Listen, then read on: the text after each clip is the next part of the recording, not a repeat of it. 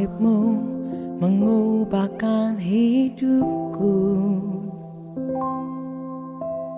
Nyawamu kau berikan untukku. Darahmu terjun. Shalom sahabat Sinar Kasih.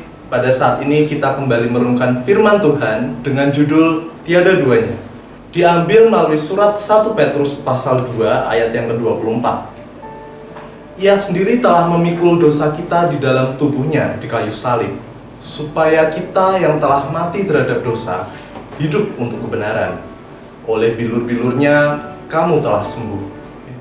Bagi orang Kristen, bulan April mempunyai makna khusus, yaitu peringatan Hari Jumat Agung dan Paskah. Peristiwa ini sangat penting karena iman orang Kristen didasarkan pada kematian dan kebangkitan Yesus Kristus. Kisah pengorbanan dan penderitaan Yesus Kristus adalah peristiwa yang sangat menyedihkan.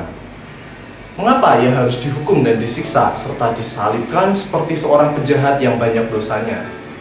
Sudah selayaknya jika seorang penjahat dihukum. Tetapi bagaimana dengan Yesus Kristus? Ia tidak bersalah, tidak berbuat dosa, tidak ada kejahatan yang diperbuatnya, tetapi dihukum dan diperlakukan dengan kejam. Inilah peristiwa yang tiada duanya di sepanjang sejarah hidup manusia di dunia ini. Penderitaan Yesus Kristus itu mempunyai tujuan, yaitu untuk menyelamatkan manusia yang berdosa. Inilah wujud kasih Allah terhadap dunia melalui pengorbanan diri Yesus Kristus di atas kayu salib. Kasih Allah bukan hanya menyelamatkan manusia dari dosa saja, tetapi setelah diselamatkan, manusia dimampukan untuk hidup dalam kebenaran. Allah juga berjanji bahwa kita disembuhkan oleh bilur-Nya. Sebagai manusia, kita perlu menyadari bahwa kita bisa lemah dan tak berdaya, bahkan terkadang mengalami sakit yang berat.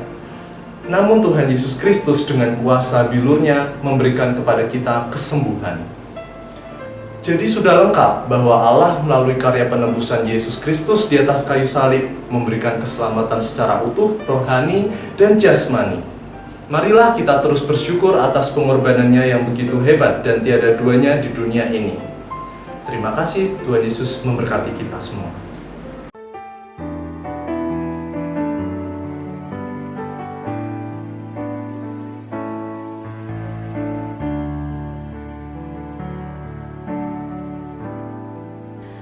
Kiranya Engkau memberkati aku berlimpah-limpah dan memperluas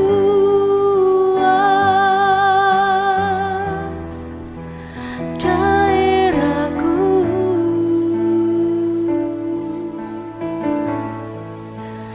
dan kiranya tanganmu menyertai aku dan melindungi aku daripada malapetaka, sehingga kesakitan tidak menimpa aku.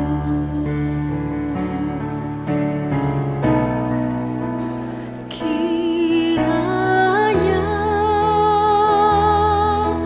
Engkau memberkati aku berlimpah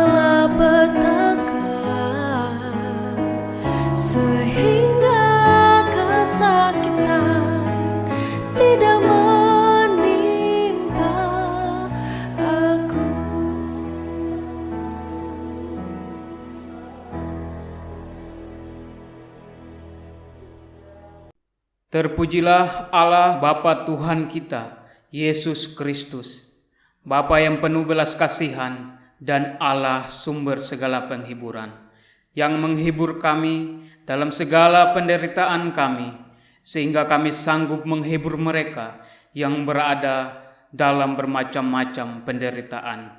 Dengan penghiburan yang kami terima sendiri dari Allah, pertolonganku ialah dari Tuhan yang menjadikan langit dan bumi.